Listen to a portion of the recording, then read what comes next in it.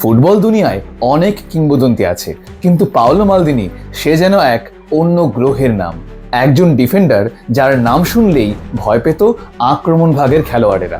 জানেন, মালদিনি একটা গোটা মৌসুম ভাঙা পা নিয়ে খেলেছিল।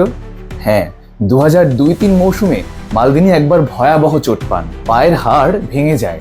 বেশিরভাগ খেলোয়াড় মাসের পর মাস মাঠের বাইরে থাকতেন, কিন্তু মালদিনি না, তিনি তা করলেন না। কারণ তিনি জানতেন এসি মিলানের তাকে দরকার, আর তাই পুরো মৌসুম খেললেন ভাঙা পা নিয়েই। প্রত্যেক ম্যাচের আগে নিতে হতো ইনজেকশন ব্যথা কমানোর জন্য, কিন্তু পারফরমেন্স দেখে মনেই হতো না যে তার পা ভাঙা। এটা শুধু খেলার প্রতি নয়, দলের প্রতি তার অদম্য ভালোবাসার পরিচয়। মালদিনি বলতেন, if I have to make a tackle then I have already made a mistake. যার অর্থ, আমাকে যদি ট্যাকেল করতে হয় তার মানে আমি আগেই কোনো ভুল করেছি। এটাই ছিল তার ডিফেন্স দর্শন। তিনি এত নিখুঁতভাবে খেলাটাকে বুঝতে পারতেন যে আক্রমণকারীরা বল নিয়ে এগোতেই পারতেন না, এমনকি কোনো ফাউল বা হিংস্র স্লাইড ট্যাকেল ছাড়াই। এই জন্যই মালদিনিকে বলা হতো জেন্টলম্যান অফ দ্য স্পোর্ট। তাঁর 25 বছরের দীর্ঘ ক্যারিয়ারে তিনি প্রমাণ করেছেন ডিফেন্স মানে শুধুই ট্যাকেল করা নয়, বরং খেলাটাকে বুঝতে পারা ও প্রতিপক্ষকে প্রতিহত করা।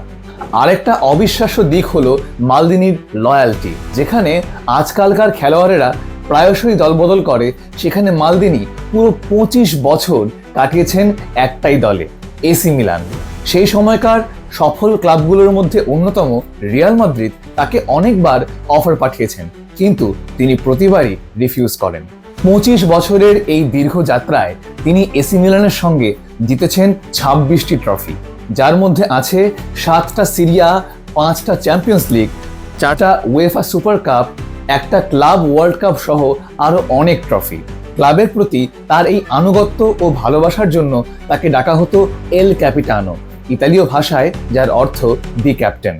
অনেকেই বলেন মালদিনিই ফুটবল ইতিহাসের সর্বকালের সেরা ডিফেন্ডার।